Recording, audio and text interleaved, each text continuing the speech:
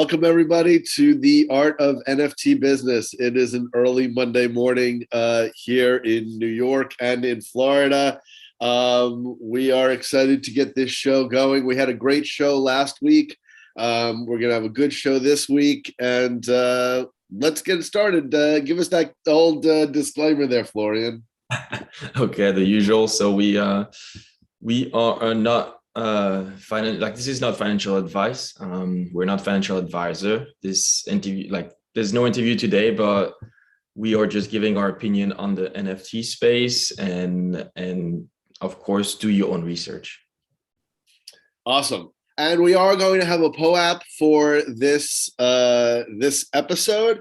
We're giving a POAP raffle away, another book, 12 and a half, Gary V. So here's what you need to do. You need to download your POAP app. You grab that POAP and then you go to the raffle, which is poap.fun/1273.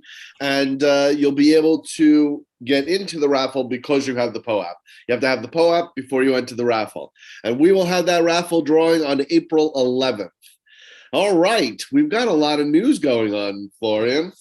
Yeah, a little bit. I haven't been following much, but there was major news that I'm sure you're going to talk about, especially with that coin that came out. Yeah, so first of all, we'll just give a little nod to the Ukrainian war effort. President Zelensky has legalized crypto. The Ukraine formally legalized crypto after receiving over $100 million in support from the crypto community since Russia invaded. And the nation is even preparing to launch an NFT collection about the Russian invasion. The big news, of course, is ApeCoin. ApeCoin was launched by the Bored Ape Ethereum NFT for the NFT holders. The token was not created by Yuga Labs, which is interesting because I thought it was. The developer, Yuga Labs is the developer of Bored Ape Yacht Club. It was created by ApeCoin DAO in an effort to show how decentralization works. However, Yuga Labs is fully adopting the ApeCoin as the primary token for all new products and services, including its blockchain game coming later this year. And Benji Bananas is a blockchain game by Animoca Brands. They are also implementing the ApeCoin.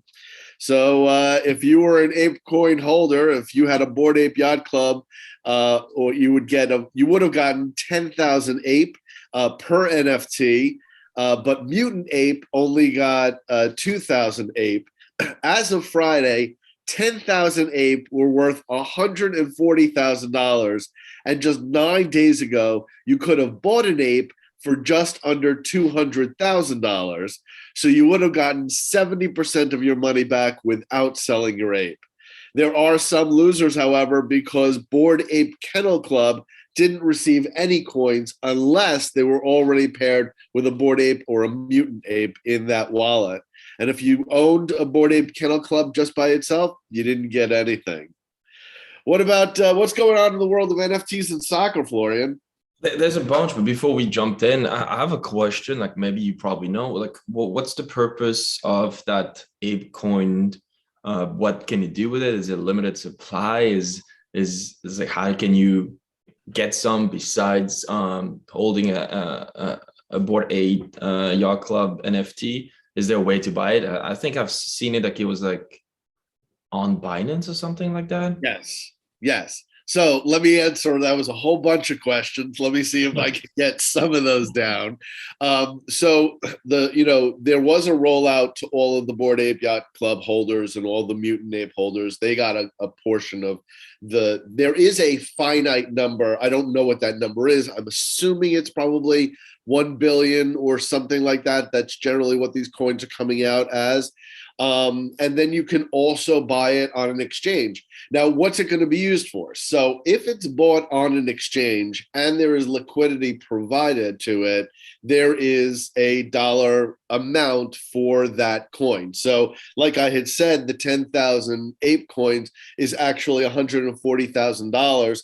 So I believe that is, so it's $14, which means that you could purchase on the Binance, you could purchase ape right now and hold it. And if it goes up to $27, well, then it's just like a stock. You've made money on the increased value of that token. Same thing with Ethereum, same thing with Bitcoin. That's how all these things work. Now, what they're going to do is they're also going to add this element of a metaverse. They're also going to add this element of a game, and there's going to be ape coins in those games. Now, what's going to be interesting is if they turn around and do a play to earn, meaning that you can get the ape coin by playing the game, then anyone, maybe the way, I can only assume that they're not going to just have it for 10,000 people or maybe 30,000 people, right? That they're going to want to open this up to a whole bunch of people. So either people are only going to be able to access the game having the NFT, or they're going to open up the game to more people. Maybe people with the NFT get an added bonus to their game, but for the most part, anyone is probably going to be able to play into it and earn ApeCoin. And then it's going to be a question of what's the value of the ApeCoin and what's the value of how many coins do you get in a day? Because if you wind up with 100 coins and it's $14, it's $140. It's not a bad, little business if you got going, if you only have to play for an hour or two.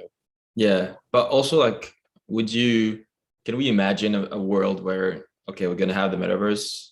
Can we imagine a world where people going in, the ApeCoin is their coin, the currency in the metaverse, and they can pay to go, I don't know, to this party, to go somewhere, like use that coin in the metaverse and then have it like that kind of circulated economy inside the digital like world. Yeah, no, that's exactly what we're heading for. I mean, whether it's Dogecoin, Shiba Coin, Ethereum, these are going to be monetary systems that are going to be equivalent to the US dollar, but they'll function in the metaverse. So, that's the whole point of Ready Player One, right? The guy lived in a trailer, but he was one of the most famous, most wealthy people in the metaverse. So like, my 30 million SHIB coin, if that eventually goes to $1, but is only recognized in the metaverse, then I'm super rich in the metaverse and I'm not as rich in the real world. So it's going to be, we'll have to see. I mean, a lot of this, the tokenization is incredible because you can literally just say that, Florian, you want a token. And you could put that token out there without any liquidity. And if somebody starts buying into that token, it will itself increase in value. So it's a very interesting world that we're living in now. It is. I'm kind of curious and a bit scared of what's ahead, but we'll see. So let's talk about NFTs in soccer. What you got there? Yeah, in soccer. So we have Ibrahimovic, who's the former LA Galaxy striker and current like AC Milan striker, who recently published a book, which is called Adrenaline. He actually commissioned different artists to create 11 one-of-one NFTs for the book's release.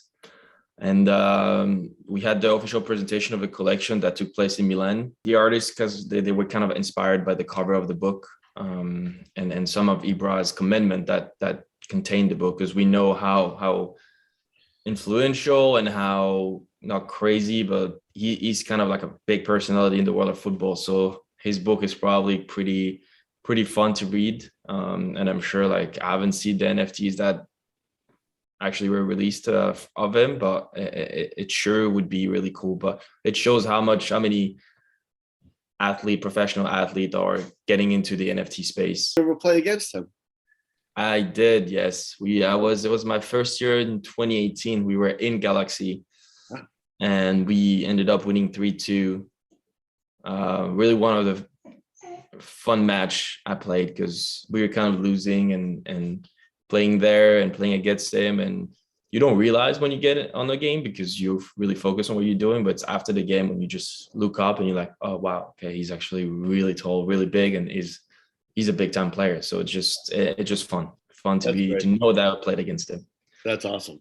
And then we have another footballer that did something with the metaverse, which I don't know if you guys know. Boateng used to play for Bayern Munich, and he plays now for Lyon in France. And he's actually getting he's going to get married in the metaverse. He's going to have a physical wedding with his, he's actually going to get married to his fiancée, who's the martial art champion, Valentina Grada. I don't know if I say it right. I'm sorry if I butchered it. They are getting married in the physical world, but they also want to have a party in the metaverse for their fans. So that's another fun story right there.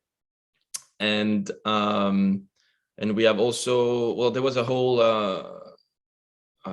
it's not a big news, but like in the whole over Twitter, people were kind of making fun of the creator of like Ethereum, Vitalik, and making fun of his look and being saying like, oh, this is the guy who like created the Ethereum that's everybody like, wow, look at him. And people were saying that he looks like Tom Brady, and Tom Brady actually tweeted back at him saying like, what's up, Vitalik? You may not know me, but just wanted to say I'm a big fan of yours. Thank you for everything you've built in the world of crypto. Otherwise, Autograph, which is Tom Brady's NFT, wouldn't have been possible. I hope to meet you. I get to meet you someday. You're the GOAT.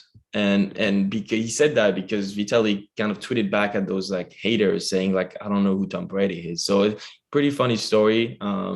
He made the news. I think he was the cover of the Times, I'm assuming. So this week has been a not pretty rough week for Vitalik, but people were kind of like making fun of his look and didn't understand how a guy like that could be behind this big thing that is Ethereum. That's interesting. You know, I saw just these last two tweets. You did a little bit of research into that. I didn't realize that that's where it all started from. You did. I was like, kind of like, sometimes it gets on your Twitter feed, and if you know crypto, you know who is behind at least Ethereum. We still don't know who's Bitcoin, but you know who is. You know his face.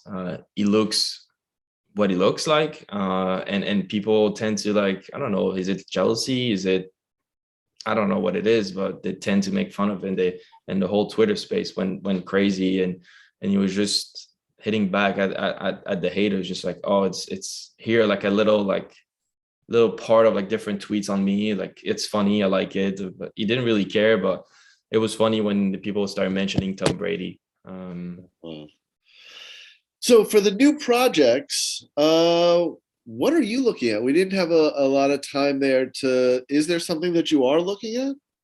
As of today, not really. I've been like, we'll make the transition to Panda Dynasty later, but Panda Dynasty made kind of like, I think is having a collaboration with a project called Street Lab .io. It's a project where they tried to bring like the street artists into the NFT space. They're supposed to launch one with a Mexican artist called Yeshka.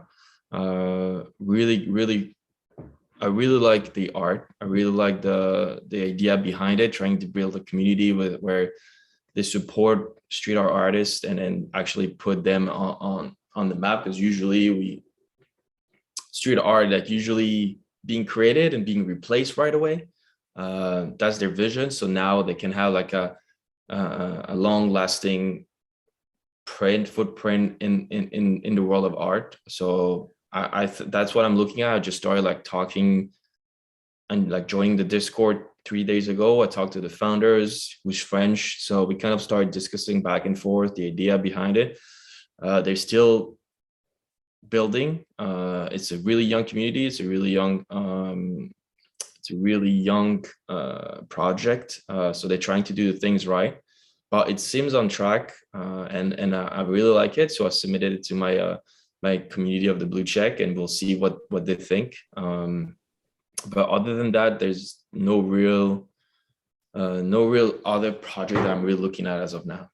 Well, let's talk about Panda Dynasty then for a second, because they're almost kind of trying to create a new Pokemon, right?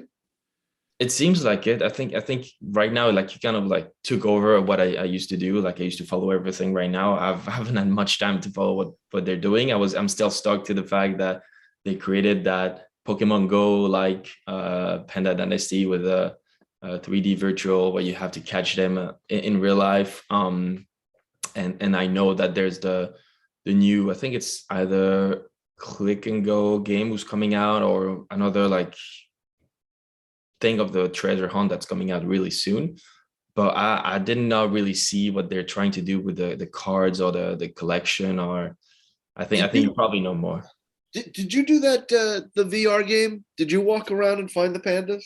I did. I actually caught one next to my training facility. So it was actually, I was going to my car and I was looking with my phone. Oh, and I saw one and I got it. But I just did it once. Didn't really thought about doing it like more. Yeah. I should have. I think if we had, so I played it one day also, and that was it. And in fact, it was funny because I played it right here where I am, and then I went down to Florida, so I could have played it down there, and I just didn't think about like opening it up. I think that if they had integrated it more like a player's card, like a Pokemon thing, where you got points and you gain points, that would have been more elaborate. But it was very cool. Yeah, but I think you get points towards something. I think they're kind of like keeping track of how many you caught, or I really did not really follow the rules of this one. I just thought it was a really cool idea to do that for people that really, really want to like go outside and try to catch those pandas. And I'm sure there's some kind of rewards for the people that did the most. Yeah. But yeah, I'm really curious to see how they're going to kind of integrate that and create like a Pokemon-like NFT project. And with regarding like the player game, that was the only reason why I know about that is because they wrote a Medium article. So I don't really get a chance to be in the Discord that often, but when I get a Medium article alert from them, that's when I take a look. And it looks like, we got like those bamboos, the bamboo stick came with the wash or the game or something like that. That's all going to be integrated into that whole game that they're going to do. Okay. I think it's pretty amazing. Now you're saying that for blue checks, you're looking to have them involved in the street art project? It's usually when when members of the community like a project, kind of like submit it to the group and we discuss it back and forth. We do our own research and we kind of like see, okay, I like it, I'm not really into it. That's what happened with what I'll talk later. So I kind of submitted it because I really like it. And I think if they do like it, we can have a call with the founders, which is like could be really interesting. I did the same with Panda Dynasty. I talked to Gabriel about it because I really like the project and he knows that. And I was like, I know you're looking for maybe like people that are really, really involved in the NFT space and I would really like a project. And I'm like, there's probably a potential with those guys. If they really do like the project, they'd be like, okay, we can do something. We can buy some because we really like it.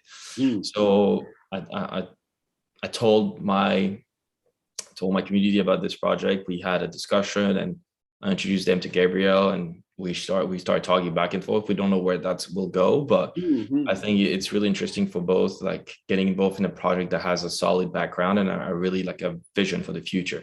So it's really interesting. So I just want to make sure I'm understanding. You're thinking about getting blue check involved in Panda Dynasty. Also, yeah. Okay, I see. Okay, good. Well, that would be very exciting for the Panda Dynasty group. Because we don't only like try to find new project in mint. We also want like to get into projects that we think are undervalued and that thing should maybe have a potential of like getting the value, bring more utilities to community and to people like us. So it works both ways and it's great. I think there's so many good projects that are really undervalued in my opinion. That have a really strong core of founders, good utilities. We're still building because it's still a young space, but I think it's good, and it's really hard nowadays with all the rock pools that's happening, and all like the cash grab and those projects that looks amazing, but behind it there's like kind of like a dark hole. There's nothing. There's no substance, and I'm sure it can discourage a lot of people that just entering the NFT space. So we're trying to be some kind of like the light for the people, like trying to find and tell them like what we think, why we would go this way and not this way. So it's kind of like exciting to be able to know that we're helping some newcomers into the NFT space and then actually helping and not sponsoring, but because we're not sponsoring, but we kind of like getting involved in projects that we do like and we do think they're going to do well. That's awesome. When we're talking about new projects, I wanted to mention, so, what I've been trying to do recently is buy the NFTs in bulk. And there's an application that I've spoken about before on this podcast, but I also want to be able, so I was, I'm looking at all these pieces. I have them favorited in my OpenSea, but in order for me to see when they're going on sale, like I don't get any alerts, right? So I found this company called ParseIQ, PARSIQ, and they came out with this statement saying that they were going to integrate with OpenSea. So I just wanted to talk about it for like 2 seconds. I want to, if I want to be able to monitor either a specific NFT or a group of NFTs, allegedly this is what it's going to be able to do. Users can now create notifications, smart triggers based on various types of criteria, including but not limited to individual sales, floor price, volume, average price, wallet activity. And based on the metrics of interest to a particular individual, users can create triggers utilizing the ParseIQ and be notified off-chain once certain criteria have been met and triggered. These notifications can be sent to Discord, Telegram, Google Sheets, or be customized via webhooks. So, I mean, that really would be amazing, because if I'm looking for a specific, perfect example is when you were able to grab what was it, number 12 Panda, right? And number 25, yeah. Yeah, I mean, if you were able to put in some kind of, statement that said, if, 1 through 25 goes on the market for below 3 ETH, I should get notified.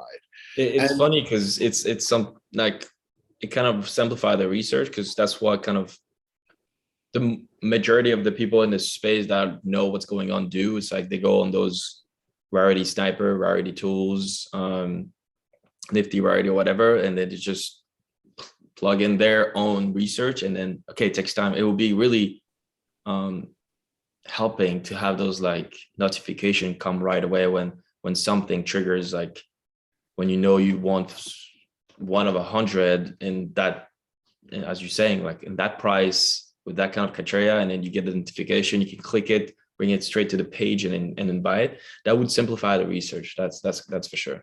Yeah, it would be so much faster. And yeah, you're right. I mean, some of these really super professional NFT buyers, they're using Nansen, they're using Rarity Tools, they're using all of these things to kind of watch the market, and they probably get notifications and alerts. But if this is really going to integrate with OpenSea, the only thing is that there was like no information as to if you had to buy the ParseIQ application in order for it to integrate. Is it an integration that's going to happen later? So there just wasn't really that much information on it. But I thought it's a good step forward if that's going to be something that really happens. It should. I think it's probably happening with. I'm sure there's also other tools that the whales are using. They can be. Oh, yeah. They cannot be everywhere at the same time, finding the project that they like and offering, because you probably get those too. Like we get offers from the NFT that we do have that are not on sale.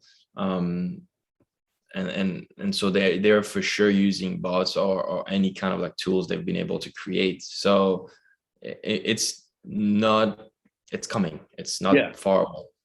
Yeah. For the common people, for the general public, I think it's coming officially. Yeah. Yeah, Nansen is a very good tool to monitor the entire industry, specific projects, things like that. But I don't know if they have the capability of saying, immediately when something goes on sale that you're specifically tracking if you get an alert. I'm just not sure, but it's Yeah, the tools and technologies, the analytics that are going to come out of this in the next couple of years are really amazing.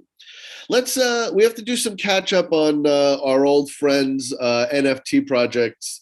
We need to let everybody know that Glotty Knights have decided to delay their launch. So they were originally going to launch, I think it was actually today or the 21st or the 28th. I think it was, I think it's the 27th and 28th, right? What was that? Yeah, I think you're right. I think it was 26th and 27th, or 27, 28. Yeah, something like that. So they have decided to delay their launch. I spoke to them. I thought that that was a good decision to make. I don't think that they had the right number of people in their Discord and Twitter. I think they still need to do a little bit more marketing. We certainly helped by providing them the videos. They're going to be able to slice those up and put those out there. They need to gain a bigger audience, and I think that look, I mean, I think also we may be in a little bit of a down market, that any project that thought it was going to launch this month should maybe wait a second. Yeah, I agree. I think it's usually smart. Like, you usually set a date for the people in your Discord to kind of have an idea of when you're launching. But if it's not ready, it's better to wait. It's better to wait rather than launch and not being ready. Basically, even though you probably have the right amount of people in your Discord or in your social channels, if you're not completely ready and fully prepared for what might happen, I think it's going to be a disaster.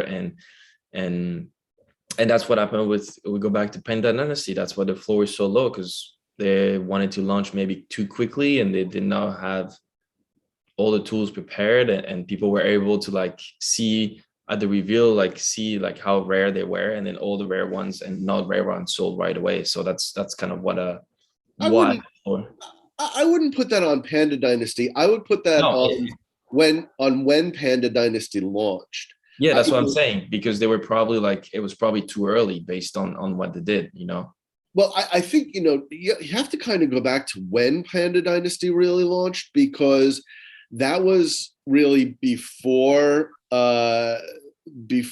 utility came into the conversation with NFTs. There was just this rush to launch NFT projects. And then, the idea of utility started to get unfolded with some of these projects. And so, I think Panda Dynasty did a very good job of realizing that this wasn't a cash grab, that this was something that they were going to have to really work at and build. But they did sell out fairly quickly after they launched, didn't they? No, they did. I think they did in a week or so. But Yeah. the fact that they kind of sold their known rare ones. That's what Gabriel was saying. There was an issue with the rarity thing. That's what the floor dropped so quickly, because people are trying to just let go of the non-rare ones.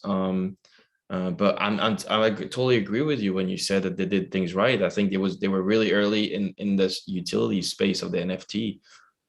People did not really understand that. It was more it was kind of at the peak of Bored Ape and CryptoPunks that coming really hot right now in the NFT at the time. It was back in September, October. So it was a fairly cheap, not cheap, because it was 0.06 or 0.07 minting.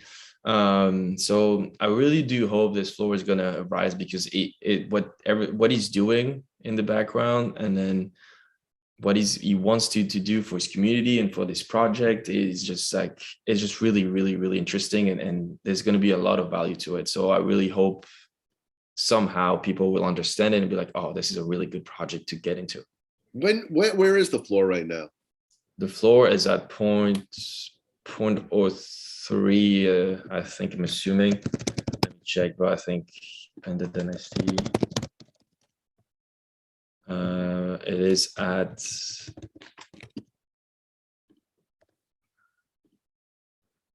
it's at 0.025. 0.025. Yeah. And I guess it launched at 0.06 or 0.07, something like that. It launched, yeah, I think so. And it was when Ethereum was pretty high. I think it was around $4,000. Oh, wow. Um, but let's see if I like to look right now if they have any. Also, a lot of these projects have to look for the long term. It's not just what's going to happen this year. We're still just in the second year of hype. We've just entered the second year of hype around NFTs. If these projects are going to have to be around for a very long time, right, without them crashing and burning. I think well, that's why we're seeing a lot of opportunities in acquiring projects that have just, the owners just didn't realize how complicated and complex it was to manage one of those projects. Yeah, no, I agree. It's kind of what happened with those celebrities that we talked about. The basketball player, one of the influencers, like they launched their project, they don't really realize how a lot of work, because a lot of people now expecting, unless it's just a one-in-one, just a one piece, people expecting utility, people expecting things coming up with this NFT. Like, so it's not as easy as it sounded. And that's why there's a lot of rock pull. And that's what, like, I'm going to try to like shift this one to the next discussion is MetaMention. MetaMention looked amazing. And there was a lot of like good things about it. The fact that they created their own token, the art was just amazing. The fact that they were kind of like bring real estate into the metaverse, like owning a piece of real estate in the metaverse was amazing. But the more we're getting closer to mint, the more people starting being a little bit wary of it. And there was a lot of like Twitter tweets about how the founders were part of another kind of rock pool. Like they were, it was kids that they were behind the project, that they had no really like going into the mint. There was a lot more red flag, and for a project that's minting at 0.88, it's a lot of money and a lot of risk depending on what you want to do. So if you buy an NFT project and you want to hold and use what they promised to you to do, like the utility behind it, you want to be sure that you're getting involved in the right kind of NFT project. If you want to flip, you can try, and then it's probably going to go a little bit higher. But with the kind of hype it was, you would think that minting an NFT at 0.88, you would think you would be able to resell it right after minting at 2 or 3 Ethereum with all the hype behind it. But I think as of now, the floor is at one ETH or something. Oh boy. Well, that's not terrible. You still made some money. It's not terrible, but like, for example, like minting happened, like minting just started, and there was like 2 or 3 NFT being sold at 3 ETH by like wallets, like brand new wallets with just one NFT, and the NFT was the MetaMention. So it was kind of a bit of like wary of like, okay, maybe they are opening, they have different wallets with their own NFTs and trying to sell it just to rise the floor and rise the hype. And so for us, because like we were like part of this, we wanted to be part of this project as a community with the blue check. And the more like going into the mint, the more information we got, the more we shared, and the more we were kind of a bit like not really sure about getting involved. And I think 99% of us did not mint any of it. I think we had one guy who just tried because he was really interested and he wanted to see where it would go. But most of us did not really wanted to get involved with it. The other part is, you can see right now it's at 4,400 items. It was supposed to be 88, like 8,888, and they decided to burn like the public sale or whatever, something like that. So it's another like it's another weird decision from them. I'm just happy I did not get involved. I think that I have a better, I think I have better opportunities spending 0.88 ETH on different type, more than one different type of NFT project. So yeah, I mean, that's a big risk. 0.88 ETH to start off a project. that's a lot of money to put in for something that, you know, I don't know, that's not really moving that well. And if they didn't, you know, the fact that they didn't sell, or that they cut their supply in half, that says a lot. I mean, that's a project that, you know, should think about giving the rest of it away for free. That's, you know, you don't want to be in a situation where you're winding up undercutting your own price because you made too many of these. Yeah. See, with that's a situation where you look at the Discord and you ask, and you look at the Twitter and you say, did these people really have enough followings? Because, you know, so many of these Discords are filled with bots. They're just filled with bots. Those bots aren't buying anything. So you could say you have 40,000, you know, 45,000 followers in your Discord, but it winds up that, you know, 2/3 of them are bots. They had a good following, and they had also like influencers reposting or making selfies, videos about how great this project was. But it did not really sound like legitimate. It didn't sound like really honest and like open. Like it was not like a real, like, oh, I really like this project, I'm going to make a video myself. It was more like, I'm paying you, I'm giving you this mention to do that. So it was kind of like a bit, yeah, it was not really satisfying for like us. And I'm sure like I was in the Discord for a little bit before just deleting it. And I could see like people just starting like to question the project. Yeah. And I'm not ready to invest in the metaverse yet. 30 years ago, there was a game called Second Life where you ran around inside of your computer, looking through your computer, you were in a game and you get property and build a house. And I did all that stuff. I don't see any technological advance between what's going on with the technology for the metaverse now and what Second Life was almost 20, 30 years ago. There's really no difference. Until I can feel that I am physically in the metaverse, I'm not going to invest into it, because all of these systems are going to need an upgrade. If I'm buying in Roblox, or if I'm buying in Sandbox, what tools am I using besides my laptop to move around in that space? So to buy a house, to buy one of these, I mean, that's what it was. Were they saying that they were eventually going to build a metaverse?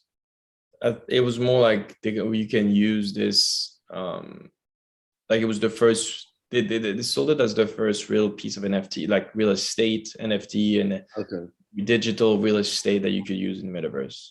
But okay, so I mean, technically, everybody says, oh, this is going to be great in the metaverse. Well, my PFPs right now are just flat 2D images.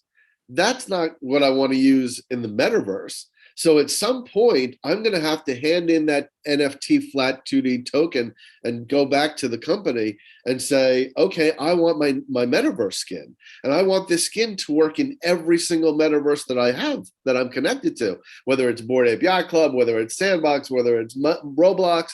All of these have to be interconnected. Technology is not there yet. Right now, that NFT that you were going to buy is a flat idea to eventually roll out a house like that in the metaverse. Yeah. Well, that takes coding. That's coding. That coding isn't in that smart contract for how you build out that house in the metaverse. That is just that's your receipt that at some point you're going to be able to say to that company, hopefully, hey, I want this in the Sandbox. I bought land in the Sandbox metaverse. I want this built there. But I mean, this whole idea that people are, getting into the metaverse and buying these lands, I just think that they're jumping the gun. I think that they're over enthusiastic as to when the metaverse is really going to be here. When the first soccer game is played in the metaverse, then I'll be impressed. I hope I can be part of it.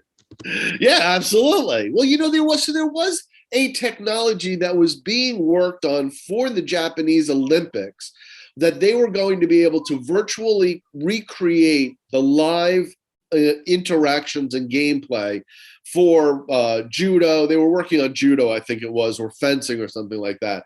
So you could be in an arena and you could see the projections exactly. It would look like Star Wars, those 3D, messages. And so you could see the fencing live. I don't know where that went. I guess the technology isn't ready, but that's eventually got to be something. I have to want to be in the metaverse, watch a concert or watch a game in the metaverse. I barely have time to read the material that I'm supposed to read on a daily basis. The queen gets these huge boxes and she has to read through them every single day. I feel the same way. I have to read through all the news. I have to do all my work. Oh, and then you want me to go on the metaverse and I'm supposed to have a life there as well. I don't have time for that. But yeah, so for the Meta Mansion, so you backed out of that deal. And for the most part, the majority of the blue checks backed out of that. Yeah, 99% of them did. Yeah, because there were too many red flags and we don't want to put that much money into a project we're not really sure about. Yeah. But there's another one that I just thought of because it's soccer related. It's called World of Football, and it's a funny project because they are creating this NFT in the idea of like being able to buy their own physical soccer team. The art is pretty cool. There's like 5,555 minting April 6th.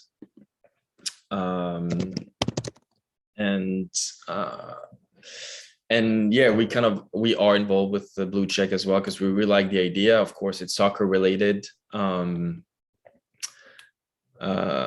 so and it's people that are really engaged in what they're doing. I think the idea of like buying an actual football team is a fun project, and being able to do that with the funds that they're going to raise from the mint is actually awesome. The NFT that gives you voting rights in a real world professional football club. That's some pretty good art. I do like that art. There's a lot of utility. Like knowing that you can technically own a piece of a football team because you own an NFT is actually pretty badass.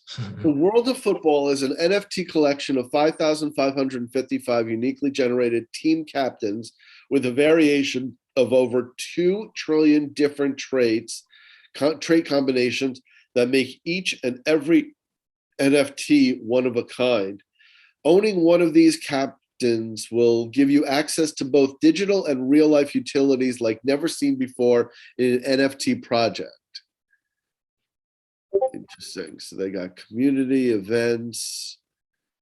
Like you can actually win tickets for the next World Cup coming in Qatar by holding those NFTs. There's been multiple Twitter space with the founders, and the way they talk about the project, the enthusiasm and the idea behind it. That kind of what made me, specifically me, kind of want to join this project. We had similar like Twitter space with other project that we wanted to be involved with, and I didn't see the same enthusiasm and idea behind it. So I'm kind of like really interested and see where I want to see where that's going to go. Well, I hope that this is here's the team. Cisco. Okay, so they are doxed. So when do they mint? They mint April 6th. And how much are they minting for? 0.19. Oh, 0.19. Oh, really? Yep. Really? So that's a couple of $100 there. Right? 0.19 is like 2250 times 2. It's like maybe 600 at the market price right now, $600. Ooh, that's a steep investment. Download a white paper. Well, I mean, certainly the art looks really great. If this is going to be consistent, if this is going to be real, then that's very cool. This is a very cool project. I'm still looking at my Wabi Punks. I'm thrilled about those guys. I got some of the blue check involved in there. Oh, did you? Did they get in there? Yeah, they got a little bit of them. Now that so they didn't get it for free. They didn't get the free versions. They did get it for free. Very good. So they got like, they picked up like a handful, or did some of them like really? It was more like a handful, one or two, sometimes five. When I told them I had 20, they're like, "Oh, okay." Yeah, But it's worth it. You just have to pay gas, and when you pay $120 for gas for 20, it's just less than I think was it $6, maybe $7 per NFT. yeah. I think it's one of the cheapest NFTs that I've picked up. I got 50 of them, and I think throughout the entire thing, I probably paid a total of $230. So I got them super cheap, but I was waking up like at 3 o'clock in the morning and everything. So I was trying to, get them really super cheap. Well, I think that's our show. I think this has been great. Hey, so let me just remind everybody that we do have a POAP for this episode. You can download the POAP app on your iPhone and look for, you know what? I didn't even give out the secret code. The secret word is 12, TWELVE. So you're going to go in, get the POAP, look for the Art of NFT Business, or actually you're going to put in the secret word and we'll bring up this episode. Then you're going to go over to poap.fun/1273 and you will enter to the raffle and we will make the selection on the 11th. So now let me just explain to everybody so everybody understands this. With the fact that Glotty Knight has decided to delay their launch, we are still going to choose a winner on, I believe, April 4th. That show. And then we will give Glotty that information, and as soon as they launch, they will deliver those NFTs to you. So we apologize for the delay there. I think that they're making the right decision. Hey, listen, if you liked this content, please like and subscribe and add notifications. Thank you for watching, and we'll be up with the short version content and the long version. Have a great week. Thank you guys. Have a great week. See you next week.